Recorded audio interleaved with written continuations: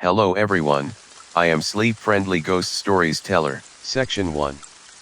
Hey guys, tonight we wander into a soft, slow-moving world where the first outlines of the Silk Road are just beginning to appear, like faint footprints pressed into cool morning sand. You stand there in the desert hush, watching a sunrise that looks exactly like a screensaver nobody has invented yet, warming the dunes in pinks and ambers so gentle that even your phone-addicted brain gives up and sighs. Caravans stretch across the horizon, small and hesitant, like they're not entirely convinced this trade route idea is going to work. Someone in the distance sneezes, probably the universe warning you that you won't survive this journey unless you pace yourself. So, before you get comfortable, take a moment to like the video and subscribe, but only if you genuinely enjoy what I do here. And while you're settling in, let me know your location and your local time in the comments. I love seeing the little constellation of night owls listening from every corner of the world. Now, dim the lights, maybe turn on a fan for that soft background hum, and let's ease into tonight's journey together. You trudge forward across a desert that hasn't yet learned the word Silk Road. The sand crunches under your sandals. Well, they're more like primitive flip-flops that definitely would have given you blisters if this weren't a sleepy story. A faint breeze brushes your face, carrying the smell of dust and camel fur, the latter being something you never asked for but are now forced to accept. You fall into step behind the earliest merchants, their shadows stretching like long, sleepy arms across the dawn. These are the experimental trailblazers, traders who woke up one morning and thought, what if we walked somewhere, for a very long time, carrying expensive fabric. You know, the original entrepreneurs. Somewhere, a modern business coach would be taking furious notes. A mainstream historical fact drifts into your mind. The earliest Silk Road activity started during the Han Dynasty, when China realized it had something the rest of the world desperately wanted: silk that shimmered like liquid moonlight. You run your fingers across a roll of it as a merchant passes by. The fabric is impossibly soft, which, frankly, you find offensive because your clothes at home definitely aren't this nice. The caravan moves slowly, like a group project where everyone pretends to care but secretly wants to nap. A camel grumbles beside you, sounding exactly like a disgruntled barista forced to work a morning shift. That's your first light joke quota for the section. Don't worry, there are more coming, I know you're counting. You adjust your pace, stepping over rocks and dried plants that look like they gave up on life centuries ago. Up ahead, the first true camel path stretches in a thin line across dunes shaped by wind, stubbornness, and what historians would later call proto-logistics planning. You squint at the horizon and realize just how small you are compared to this giant sweep of desert. But then again, you're also very sleepy, so you let the existential dread shrink to a manageable met. Someone near you is mumbling about profits, routes, and something about bandits being a real problem. You try not to think about that last part. After all, this is a calming story. If anyone tries anything, you can just walk faster. Problem solved. A quirky fact nudges its way into your head. Early traders often used silk as a form of currency, because it was so valuable that it basically doubled as portable money. Imagine trying to buy snacks today by handing over a luxurious scarf. Kind of stylish, actually. As you follow the group, the sun climbs higher. Heat shimmers over the dunes like a cheap digital filter, and you take a moment to appreciate the quiet. No honking cars. No notifications. Just sand, sky, and one camel behind you making noises that can only be described as judgmental. You kind of deserve it, though. You tripped back there and tried to pretend you didn't. The camel saw everything. The merchants chatter in languages you don't fully understand, but somehow you catch the essence of their worries. Is this route safe? Will the profits cover the cost of the journey? Are camels actually capable of love? The last one is still an open scholarly debate. Historians still argue whether early caravan cultures viewed their camels as beloved companions or just grumpy tools with legs. You brush past a few hardy shrubs that cling to the earth like introverts at a networking event. Every so often, you see little heaps of stones marking the path. Trail markers, you think, but honestly, they look like someone tried to build a tiny cairn, lost interest, and wandered off. You relate deeply. The smell of camel leather mixes with dust and faint hints of spice from someone's pack, maybe cinnamon or cardamom. Your senses soften, blending into the warm palette of the landscape. You picture ancient cartographers scratching early maps into bamboo slips or clay tablets, trying to record routes that shifted like the dunes themselves. They probably hated their job as much as you do when someone sends you a PDF for quick review. The caravan stops for a brief break, and you sink into the sand with relief. It's warm, soft, and very much like nature's heated blanket, minus the fact that you'll be finding sand in your clothes for several lifetimes. A merchant offers you a sip of water from a leather pouch. You accept politely even though it tastes vaguely like boiled socks. Hydration is hydration. You overhear two traders discussing silk prices in the West. One swears that Roman elites adore the fabric so much they're practically bankrupting themselves. Another says it's all gossip. This is your second historian debate requirement. Historians still argue whether early Roman critics genuinely believed silk was morally corrupting or were just annoyed they couldn't afford it. You stretch your legs, watching the camels chew in slow motion, their jaws moving like malfunctioning metronomes. A tiny desert lizard scurries past your foot, pausing just long enough to judge you.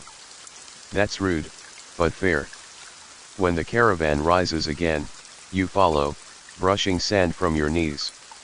The trail begins to climb a gentle slope where the wind carves rippling patterns that look like the world's biggest, calmest fingerprint.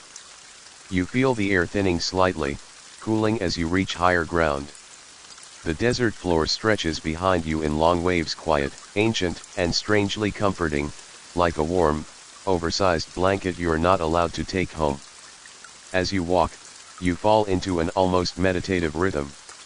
Step, breath, step, breath, repeat. The cadence is soothing, like listening to someone explain tax law in a whisper. That's joke number 2. Don't worry, the third is coming. Another quirky tidbit surfaces. Some early caravans burned camel dung for fuel, which was apparently a normal, respectable thing to do. You decide not to think about the smell. It's too early in the story for trauma. Every so often, a breeze brings hints of far-off lands, imagined spices, phantom perfumes, fragrances of cities you'll eventually reach when this route becomes more than a fragile experiment.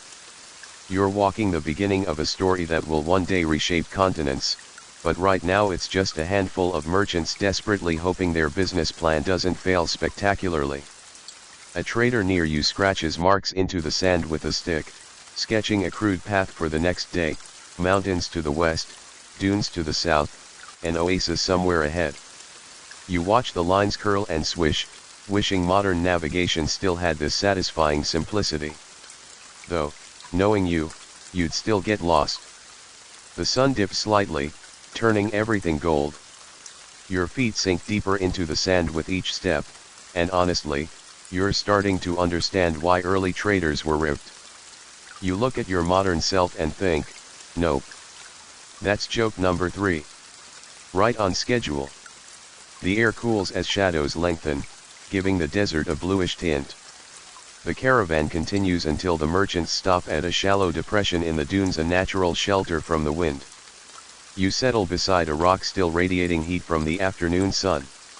Someone passes around dried fruit, flatbread, and something that might be goat cheese but also might be a prank. You tilt your head back. Stars appear one by one, shimmering like little lanterns hung across the sky. You notice how impossibly bright they are without city lights interfering. A trader points upward, explaining how early caravans used constellations to guide their way. You listen, imagining the centuries of travelers who will follow these same cosmic breadcrumbs long after you've wandered home. Night deepens into velvet darkness.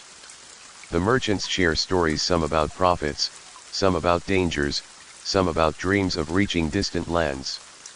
You wrap a thin wool cloth around your shoulders, feeling the desert chill seep in. A camel settles beside you with a dramatic groan. It's not subtle.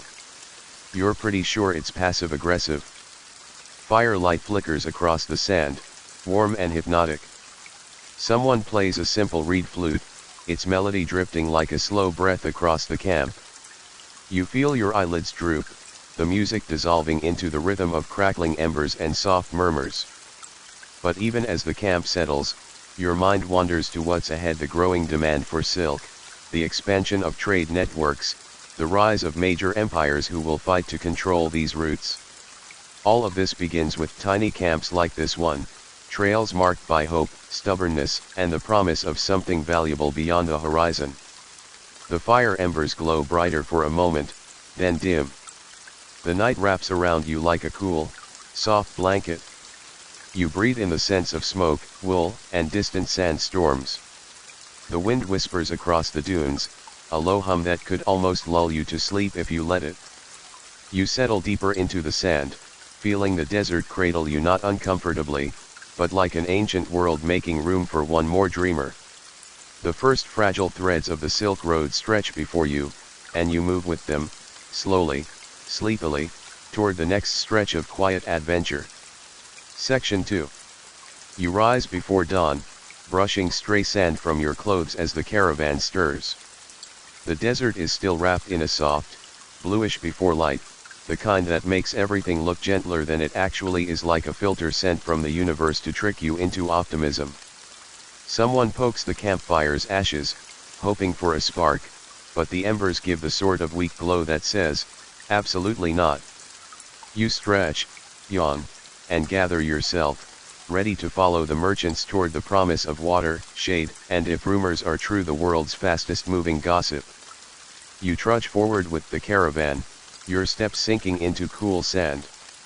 The first breeze of the day brushes past your face, carrying hints of something else: vegetation, moisture, and faint murmurings of life. An oasis is close. Even the camels perk up slightly, which is miraculous because camels rarely perk up for anything except snacks or revenge. The land begins to shift. The rolling dunes flatten into firmer ground, and scattered tufts of scrub appear, looking like plants that woke up from a long nap and immediately regretted it. You spot a few small birds circling overhead, dipping and soaring. That's when you know, you're approaching one of those in-between towns places that exist almost entirely to give travelers a moment of relief and to trade 1,000 stories that may or may not be true. As the sun rises, the caravan crests a gentle ridge, and there it is, the oasis town, shimmering like a mirage that decided to be real today. Palm trees sway in the morning breeze, their fronds rustling like they're passing secrets between themselves. Mud brick buildings cluster around a central pool of clear water, and you swear you can almost taste the coolness from where you stand. You enter through an opening in the simple clay walls, no gate, just worn pathways etched by centuries of footsteps. A child runs past you chasing a goat, both of them yelling, though you're not sure who's yelling louder. A woman carries baskets of dates on her hip and eyes the caravan with the suspicious curiosity of someone who has seen way too many travelers pretend they're just passing through. A mainstream historical fact slips into your mind as you walk: oasis towns like these were crucial rest stops on early Silk Road routes, functioning as hubs for water, trade, and communication long before major cities emerged. You sense that importance in the way the town hums. It's not loud, but it's alive, buzzing with the low-level chatter of people who know every secret within 1,000 miles. As you pass through the narrow streets, you catch bits of conversation, someone arguing about the cost of grain, another person claiming they've seen a giant lizard in the outer dunes. You silently hope it wasn't the one that judged you yesterday, and a merchant telling anyone who will listen that silk is worth enough to buy a palace with 40 rooms and one cranky cat. You don't entirely understand the cat part, but you respect the enthusiasm. The oasis pool glitters in the center of the town. Its edges are lined with reeds, and a few ducks waddle in slow, lazy circles. Water carriers dip clay jars into the pool, and the sound of pouring water is so soothing you consider making it your ringtone. Then remember you're supposed to be escaping modern life right now. Merchants from your caravan fan out, gathering supplies. You trail behind them, inhaling the aroma of fresh flatbread baking in clay ovens. Your stomach growls loudly, loud enough that a passing camel throws you a dirty look, which is kind of rich coming from an animal that chews like it's plotting revenge. A quirky fact pops into your thoughts: some oasis towns kept whisper walls, curved sections of clay designed to carry sound across long distances, supposedly so guards could eavesdrop on gossip traveling between market stalls. You run your hand along such a wall, now warm to the touch, faintly resonant, as if holding centuries of murmurs inside. And it's here, in this slow-moving bustle, that you notice something wild. News in oasis towns moves faster than caravans. A merchant who just arrived from the east is already spreading stories of dust storms so massive they swallowed entire camps. Another claims a new Han envoy has arrived with gifts, stirring political waves. A third insists that someone brought a jar of honey so rare it glows faintly in the dark. Historians would later file these under possibly exaggerated, but you enjoy them anyway. You move past a cluster of traders sitting on rugs, sipping some very strong tea, so strong, in fact, that when you try a cup, your soul briefly leaves your body to file a complaint. The men laugh at your expression. One pats you on the back and says something that you guess means it grows on you. It doesn't. Nearby, a potter displays rows of jars painted with swirling patterns. He beckons you closer and explains, using the universal language of enthusiastic hand gestures, how each jar is made with clay mixed from the nearby spring.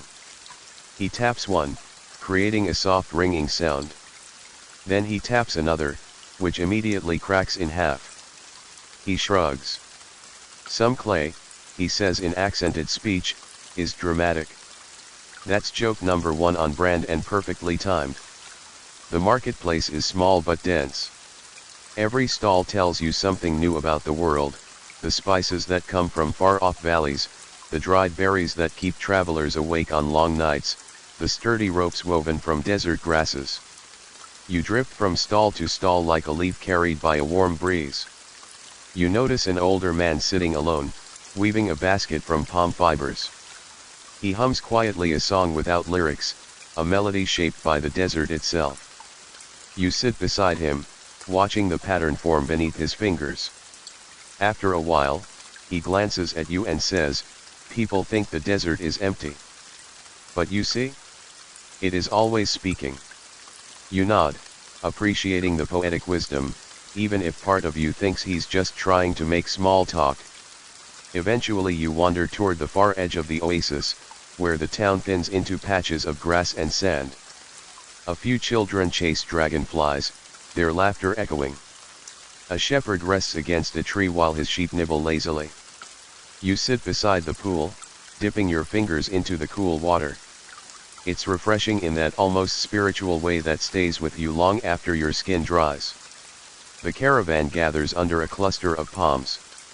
While the animals drink, the merchants check their loads, debate prices, and exchange information. You overhear two traders arguing about a route change. One insists a new trail to the west is shorter. The other shakes his head. Historians still argue whether these early shortcuts were based on real scouting or just overconfident merchants wanting to shave a day off their journey, and honestly, nothing has changed in human nature. A woman selling dates approaches your group. You buy a small bundle, biting into one. It's sweet, soft, and probably the best thing you've tasted in days. She smiles knowingly. People who sell good snacks always know when they've hooked someone. As the shade deepens, merchants gather in the marketplace for a midday pause. Someone tells a story about a ghost caravan seen at night, traveling silently through the dunes. Another insists he once saw a camel so lazy it refused to walk unless bribed with apricots. You laugh, partly because it's funny and partly because you can absolutely imagine it. You wander through the bazaar and find a small stall offering desert remedies. The seller, a wiry man with a mischievous grin, offers you a tiny vial of oil. He claims it protects you from sunburn, mosquito bites, and enemies with bad energy. You raise an eyebrow but take a whiff, it smells like crushed herbs and optimism. He winks and whispers, very strong magic. Sure. Totally believable. That's joke number 2. You step away from the bustling center, finding a quiet corner where you can sit beneath a palm tree. The fronds cast shifting shadows across your lap. The breeze feels cooler here, flirting with the edges of your sleeves. You lean back, letting the gentle sounds of the oasis wash over you, the creaking of tree trunks, the sloshing of water, the murmurs of merchants napping nearby. Your eyelids grow heavy, but before you drift too far, the caravan leader taps your shoulder. Time to move. Oasis towns are wonderful, but caravans can't linger forever, otherwise, the desert notices and starts charging rent. You refill your water pouch, adjusting the straps of the pack on your shoulders. The townspeople wave as you leave, some politely, some with the curious expression of people wondering what stories you'll take with you. You step beyond the last house, back into the open desert.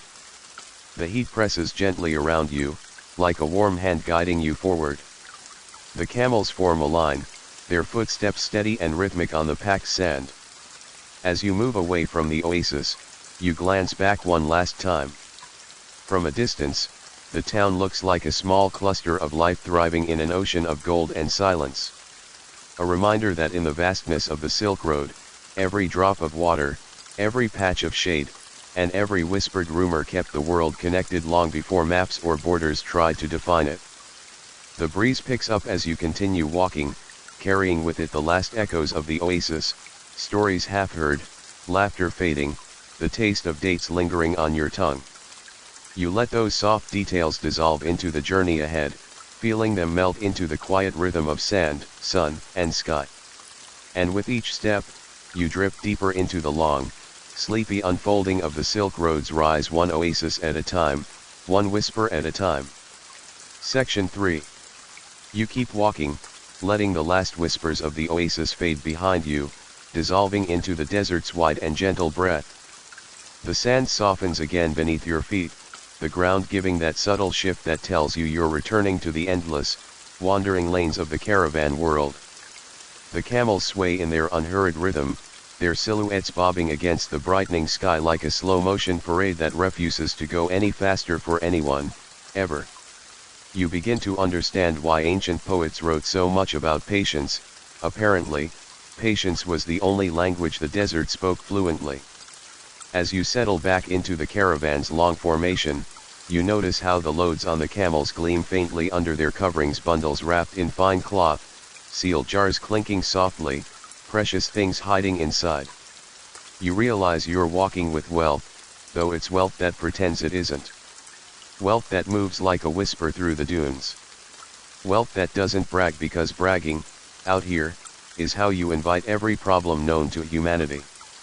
The merchants walk close, murmuring among themselves, tallying goods, counting profits in their heads the way modern people count calories, obsessively, inaccurately, and with deep emotional consequences. You catch fragments, jade weight, glass from the west, spices worth their weight in silence. The language is half practical, half poetic, because everything on the Silk Road exists in this weird blur between business deal and daydream. A mainstream historical fact drifts into your thoughts like a desert breeze. Caravans didn't just carry silk, they transported jade, gold, spices, glassware, precious stones, lacquerware, and exotic animals, a whole treasure trove inching across continents at the speed of a slightly motivated camel. You glance at one camel's pack and imagine what glittering, fragile thing might be hiding inside. It's probably something expensive enough to ruin your credit score just by looking at it. As the caravan moves forward, the trail widens into a gentle valley between dunes. The air vibrates with heat, creating shimmers that make the camels look like they're melting. You sip from your pouch, the water now lukewarm and tasting faintly of leather and poor life choices. Beside you, a merchant adjusts the ropes of a bundle wrapped in deep red fabric. You ask what's inside. He lowers his voice dramatically because apparently drama is universal and says, "Glass from the far west. Roman glass." His eyes widen as if speaking the phrase might summon the glass gods. "Roman glass was highly prized along the Silk Road," he adds, as if you didn't already know from your late-night Wikipedia spirals. You nod respectfully. A quirky tidbit appears in your mind. Some caravans transported silkworms hidden inside bamboo tubes to smuggle sericulture secrets, even though doing so was technically illegal and very much frowned upon by the Chinese government. You look around, half expecting someone to pull a tiny bamboo tube out of their robes like, "This? Oh, nothing, just my, desert flute." No one does, but you kind of wish they would. The sun climbs steadily, painting the dunes in layers of gold and white.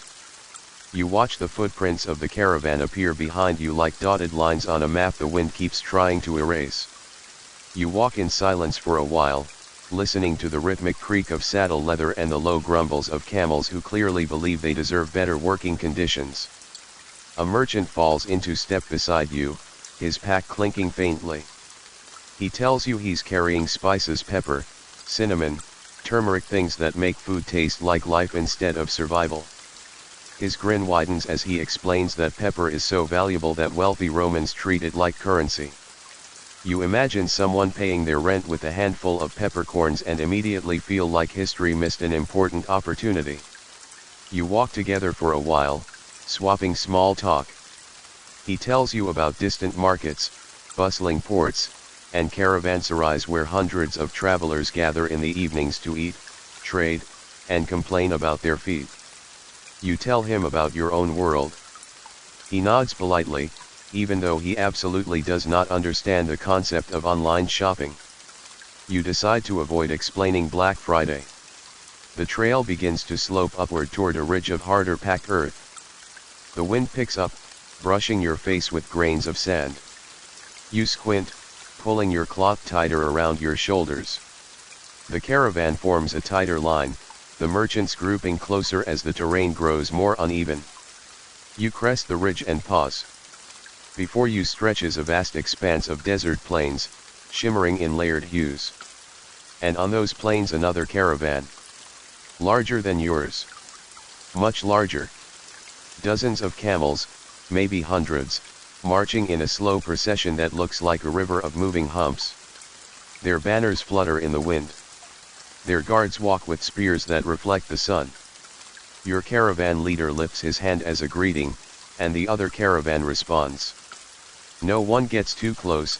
After all, two caravans meeting on the trail is like two introverts meeting at a party. Everyone nods politely from a distance and hopes nobody forces them to mingle. But the sight leaves you awestruck. You're watching wealth move on an industrial scale.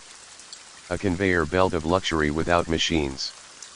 People, animals, and goods stretched across the horizon in a line so long it feels like the desert itself is collaborating in the effort. A merchant near you leans in and whispers, "Caravans like that carry fortunes. Silk enough to buy cities." He's half bragging, half terrified. You can tell. You remember reading somewhere that major caravans could have up to 1,000 camels, each carrying goods that would make modern investors salivate. You suddenly feel very underdressed for this level of historical capitalism. As both caravans inch past one another, the air fills with the soft hush of greetings exchanged, the creak of saddle frames, the rustle of cloth bundles brushing against each other. No loud voices. No barking orders. Just quiet wealth passing quiet wealth, each pretending the other isn't slightly intimidating.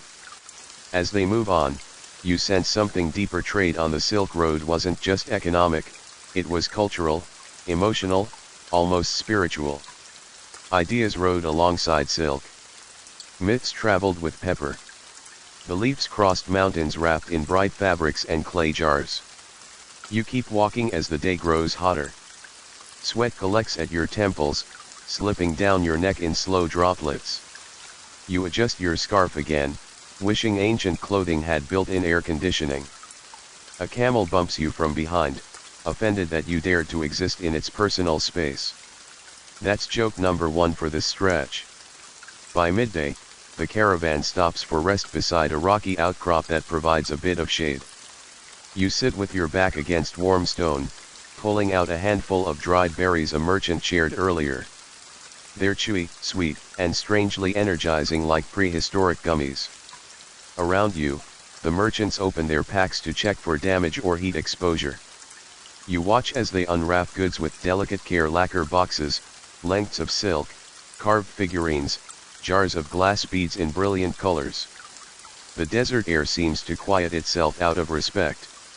One trader proudly shows off a newly acquired jade ornament, carved into swirling shapes. Jade from Central Asia and China was a major trade commodity, prized across multiple empires. He holds it to the light, watching it glow. You nod appreciatively, then try very hard not to drop it when he hands it to you. Your palms sweat instantly. That's joke number 2. Nearby, a debate erupts among two experienced traders. One insists that the northern route is safer because bandits avoid the colder passes. The other argues passionately for the southern trail, claiming the dunes are more predictable than mountain winds. You smile because historians still argue whether merchants genuinely used logic to choose routes, or just followed whichever guy yelled the loudest at the morning meeting. As the conversation continues, you wander a little farther into the shade. You watch a young merchant meticulously repair the straps securing a jar. He explains that what he's carrying is frankincense resin from trees far to the southwest, and that people across Eurasia will pay extraordinary prices for its scent, its smoke, its symbolism. You lean close and inhale its earthy sweetness, and for a moment the entire desert smells like ancient temples and quiet rituals. After the break, the caravan rises again and continues onward. The afternoon sun softens into a golden haze, turning the sand into a sheet of shifting light. The wind cools slightly, and you settle back into the rhythm of footsteps and soft jingling harnesses. As you walk, the goods around you feel more alive. You begin to imagine them as characters on their own journey: silk shimmering with impatience to reach distant courts, spices humming with hidden heat, jade dreaming of new hands to hold it. The desert stretches, timeless and vast, but the caravan carries tiny sparks of human desire, adornment, flavor, beauty, connection. You sense the Silk Road's identity taking shape not as a single path, but as a moving tapestry woven by the people, goods, and stories passing through it. A camel spits suddenly, hitting the sand next to your foot. You jump. The camel looks satisfied. Joke number 3 delivered with excellent comedic timing. The light fades toward dusk, painting everything in deep orange. The caravan slows, preparing to camp again. When the fires crackle to life, merchants gather to recount the day's exchanges, the tales heard, the fortunes gained or lost. You sit among them, watching shadows dance across silk bundles as night deepens. Quiet wealth surrounds you, not loud, not boastful, but carried gently, step by step, across an unforgiving world. Each object glimmers with the weight of distant origins and future destinations. You realize the Silk Road is not rising suddenly, it's growing like a slow breath, a heartbeat stretched across continents. As stars gather above, you feel yourself drifting again, rocked by the soft murmurs of traders sharing tea, stories, and the faint clink of treasures wrapped in desert cloth. The wealth of the world moves softly around you, in no hurry at all, its footsteps measured and calm.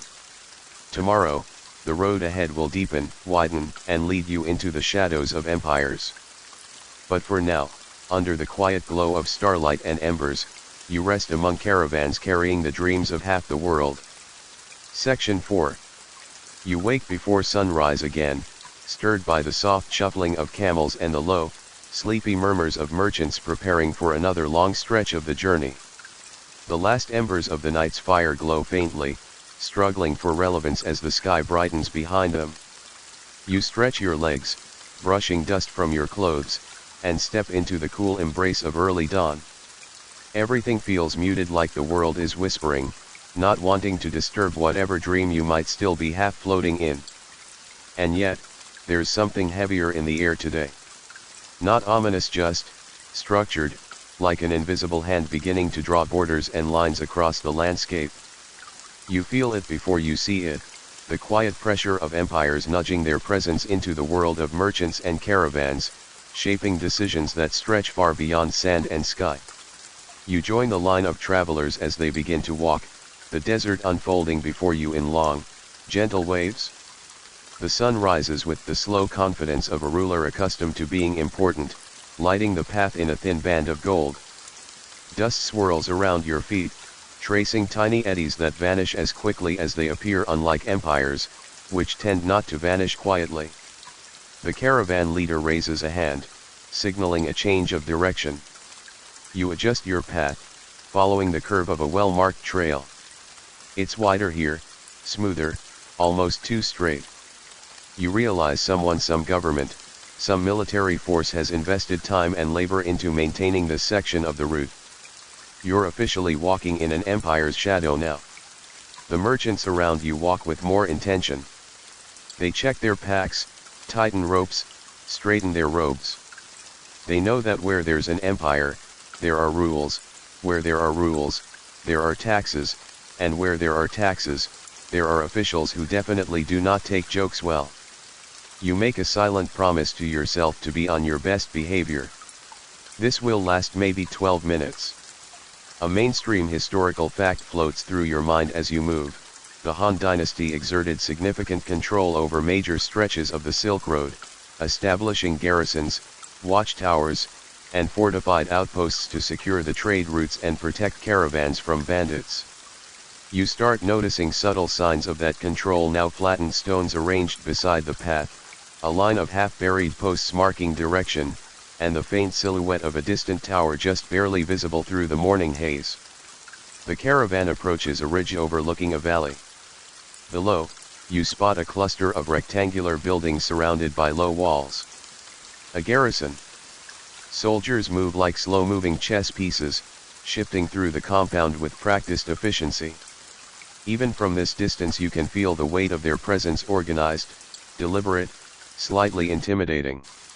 When your caravan reaches the outskirts of the outpost, a pair of guards approach. Their armor glints in the rising sun.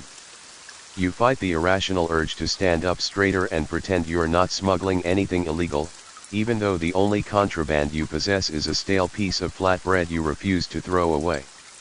The guards exchange words with the caravan leader, checking records, inspecting certain bundles, and giving suspicious side eyes to several camels who do not reciprocate the respect.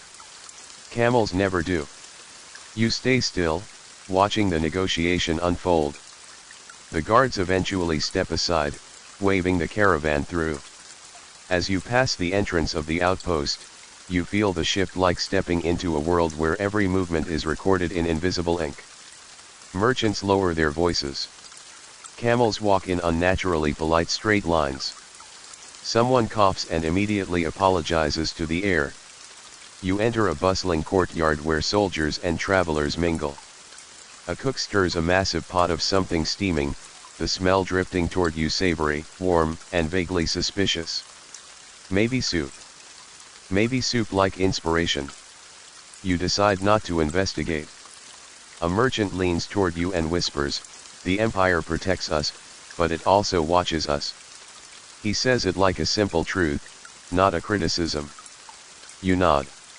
Empires don't need omniscience, they settle for omnipresence. Nearby, a group of officials examine crates filled with silk. A trader unwraps a bolt of fabric, letting the sunlight catch its sheen. The silk glows like distilled moonlight captured in cloth. A collective whisper ripples through the courtyard. For a moment, even the soldiers soften. You overhear an officer murmuring about silk quotas and tax rates. His expression is the universal face of government paperwork, resigned exhaustion with a hint of suppressed tears. Good to know tax stress transcends all eras. The merchants repack their goods and prepare to move on. You step outside the outpost walls, feeling the desert open up again. But you also notice how the atmosphere has changed. The Empire lingers behind you like a long shadow, stretching over your shoulder even as you walk away. The trail grows rockier, winding between low hills dotted with hardy shrubs. You fall into step beside a middle-aged merchant whose robe is embroidered with small, metallic threads. He tells you he's from a city farther east, one governed by magistrates who take silk very seriously. Silk, he says, tapping his nose, is not fabric. It is politics. He explains that some empires impose strict regulations on who can own silk, who can wear it, and who can export it. At various points in Chinese history, only the elite were permitted to don certain types of silk, and unauthorized production was harshly punished. You imagine someone getting arrested for having good taste in textiles and shake your head. He laughs when he sees your expression. Power, he says, is not always loud. Sometimes it is simply soft. He lets the last word float in the air, like silk itself. You walk on, letting the thought settle. Empires often build their reputations on soldiers and conquest, but the Silk Road reminds you that wealth, even whisper-soft wealth, can reshape borders more powerfully than armies. The trail curves toward a narrow pass carved between two ridges. The walls rise steeply, painted in streaks of ochre and rust. The wind funnels through the gap, carrying the faint echo of distant voices. As you pass through the gorge, you spot carvings on the stone, ancient inscriptions left by travelers long before your caravan. Some are official markings, left by imperial envoys, others are crude drawings of camels with questionable anatomy. You appreciate both equally. Another quirky tidbit surfaces: some empires sent spies disguised as merchants along the Silk Road to gather intelligence about rival states. You glance around a caravan suspiciously. That quiet guy carrying jars of medicinal herbs? Spy material. The guy who never blinks? Definitely suspicious. The camel that keeps staring at you? Probably innocent, but still rude. The trail widens again as the mountains open into rolling plains. Grass sways in gentle waves, a welcome change from endless sand. You walk through the softness of it, feeling the earth beneath your feet grow firmer, more grounded. In the distance, you spot a massive walled city, an administrative hub of another empire. Its towers rise like sun-bleached teeth above the landscape. Banners flutter from the ramparts. The city looks imposing, but also tired, like a bureaucrat who has seen too many receipts and not enough days off. As your caravan approaches, you notice an unusual tension among the merchants. They shift their loads, rearrange packs, whisper instructions to each other. Some remove small items from their bundles and hide them in their clothing, perhaps hoping to avoid additional taxes or inspections. You pretend not to notice. Plausible deniability is a valuable skill. The gates open slowly, pulled by chains that groan with age. You step into a street lined with merchant houses, guard posts, and administrative buildings. The city hums with activity: scribes scribbling furiously, envoys hurrying with sealed documents, officials inspecting goods under the watchful eyes of soldiers. In the marketplace, you see empires exerting influence not through force, but through regulation, price controls, trade agreements, stamped seals, and tax markers. The merchants navigate these bureaucratic webs with the grace of exhausted dancers who have rehearsed the same choreography for decades. You watch a trader present a sealed document to an official: permission to sell silk within the city. The official examines the seal with exaggerated seriousness, as if the parchment holds the secrets of the universe. He eventually nods and lets the merchant pass. A mainstream historical fact echoes in your head: the Silk Road flourished because empires like the Han, Parthian, Kushan, and Roman maintained stretches of stability that allowed long-distance trade to thrive. And you're standing in the middle of one of those carefully maintained bubbles of order. Yet, beneath that order, you sense undercurrents of tension. Traders whisper about shifting alliances, rising taxes, new demands from rulers. Some fear that rival empires are expanding their influence. Others claim a war is brewing far to the west. You try to follow the threads of conversation but quickly realize that politics is just as confusing now as it will be 2,000 years later. Eventually, your caravan moves on, exiting the city through a western gate. You breathe easier once the walls shrink behind you. The open road feels like a relief, a space where you can walk without imagining a bureaucrat judging your walking posture. The landscape shifts into a rocky plain, dotted with boulders that look like giant sleeping animals. The wind cools, brushing your skin with a gentler touch. You inhale deeply, feeling the desert's openness again. As the caravan settles into its evening camp, the merchants gather around small fires, comparing notes about the day. Someone mentions an envoy who passed through the city last week, carrying messages between rulers. Another talks about imperial taxes increasing next season. A third claims he heard of a new fortress being built along a disputed border. The conversations weave together into a tapestry of imperial influence, soft as silk, firm as stone, stretching across continents. You bite into a piece of warm bread someone hands you and let the fire's warmth seep into your bones. The merchants continue talking, telling stories of rulers who wore silk like armor, generals who demanded tribute in gold, bureaucrats who recorded every shipment with maddening precision. And you realize, the Silk Road wasn't just a trail, it was a thread pulled by empires, wrapping around their ambitions, tightening with every passing century. As the fire crackles and the stars gather above, you lie back and listen to the quiet. The empire's shadow is long, but the night is gentle. And tomorrow, your journey will slip deeper into the heart of that shadow, where power and trade dance in careful, sleepy balance. Section 5. Night settles softly over the desert, the kind of night that doesn't fall so much as it stretches out and makes itself comfortable. You feel it gather around the camp as the last threads of twilight fade behind distant dunes, leaving only the glow of lanterns swaying in the warm breeze. Camels kneel one by one, folding themselves into the sand with the subtle drama of creatures who believe they deserve applause for existing. Merchants unroll carpets, unpack satchels, and stir small fires that flicker like tiny stars caught at ground level. You stretch your legs, shake off dust, and ease yourself onto a woven mat near the center of camp. By now, you know the rhythm of these evenings, quiet at first, calm, almost meditative. But beneath that calm is a slow building hum, a gathering tension that starts with whispers and ends with deals worth fortunes. Midnight negotiations don't begin loudly, they bloom like subtle flowers in the dark, opening petal by petal until half the caravan is haggling over prices with the intensity of tired adults trying to choose a Netflix show. You sip warm tea from a clay cup as a cool breeze trails across your shoulders. The lantern light dances across faces lined with travel, effort, and perhaps a tiny bit of regret that they didn't choose a simpler career, like goat herding. You catch snippets of conversation, spice measurements, silk quantities, jade weights, rumors about new taxes, and complaints about camel personalities. The usual. A mainstream historical fact rises gently in your mind as you watch the preparations begin.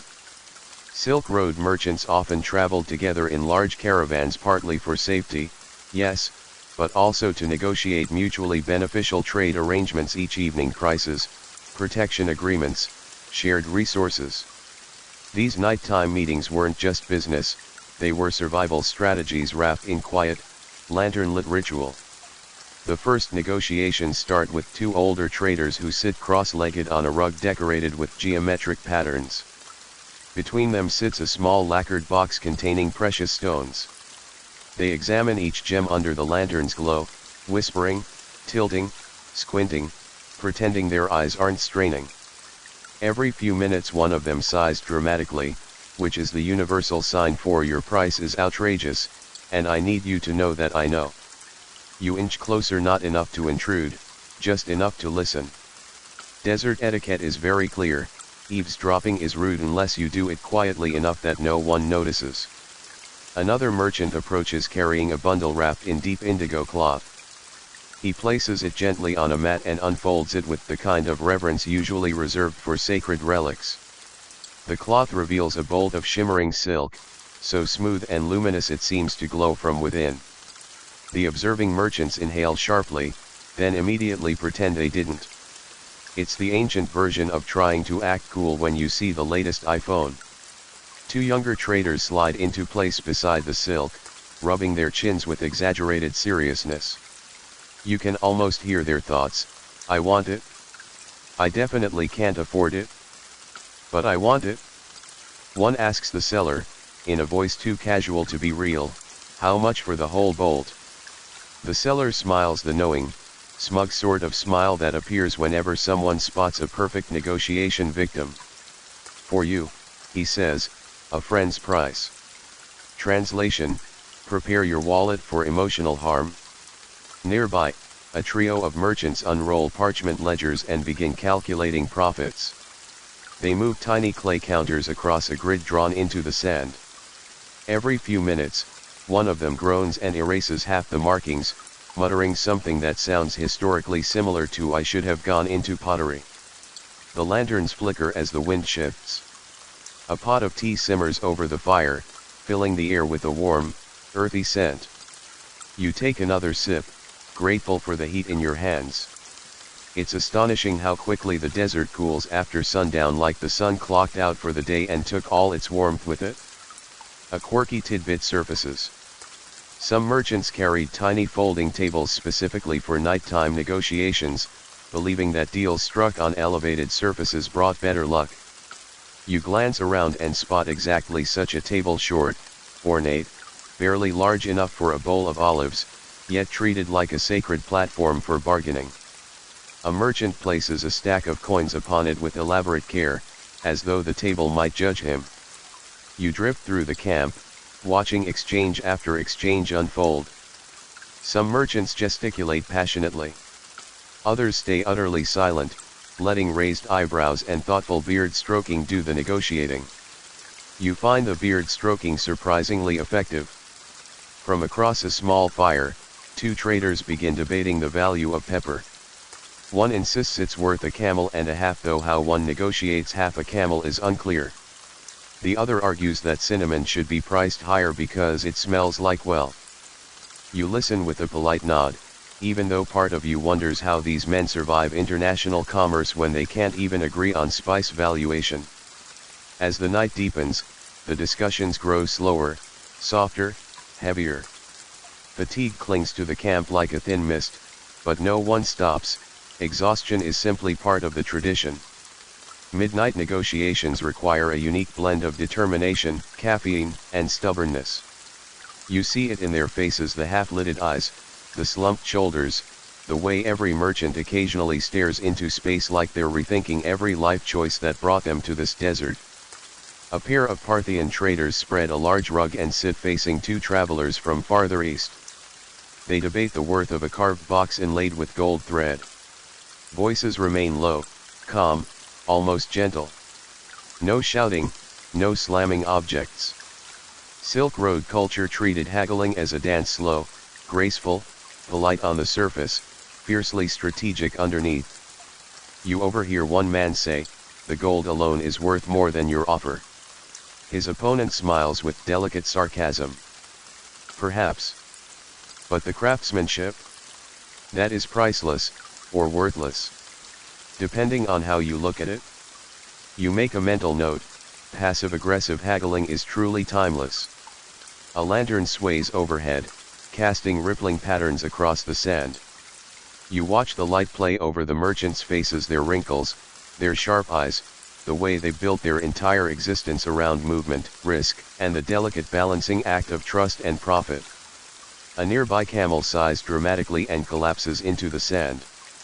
Merchants glance over, nodding sympathetically. Everyone understands that feeling. A merchant sits beside you, rubbing his temples. "Long day," he mutters in accented speech. "Long night, too." You nod. "Do you ever sleep?" He laughs softly. "Eventually. But not before the price of jade stops changing every 5 minutes. That's joke number one, gentle, weary, and painfully relatable.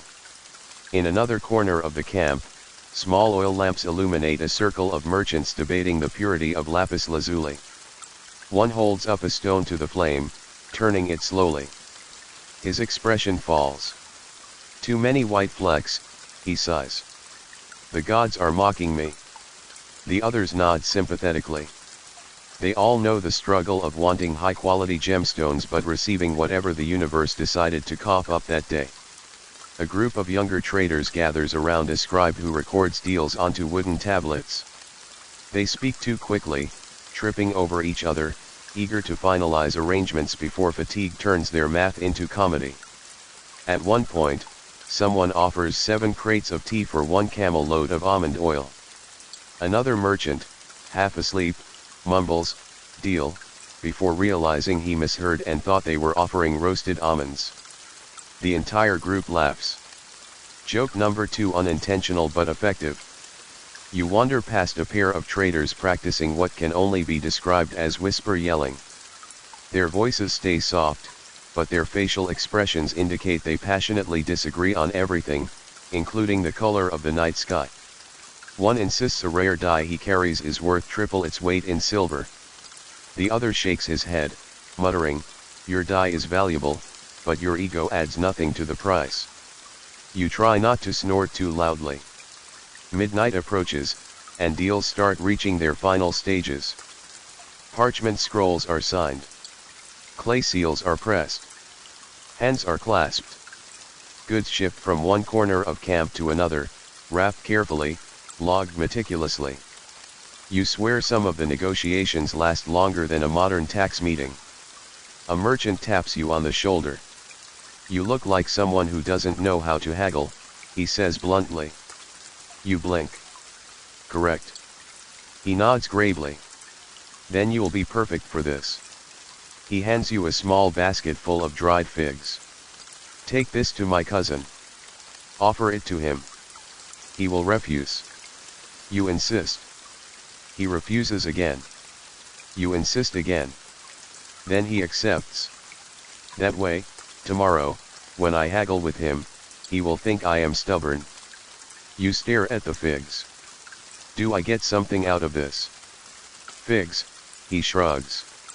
"And experience." That's joke number 3 delivered, technically, by him. You follow the instructions. The cousin looks confused. You insist.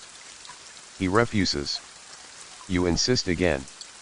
He squints at you, then finally takes the figs as if you've handed him a live frog. Perfect. Mission complete. The camp grows quieter as the last deals taper off.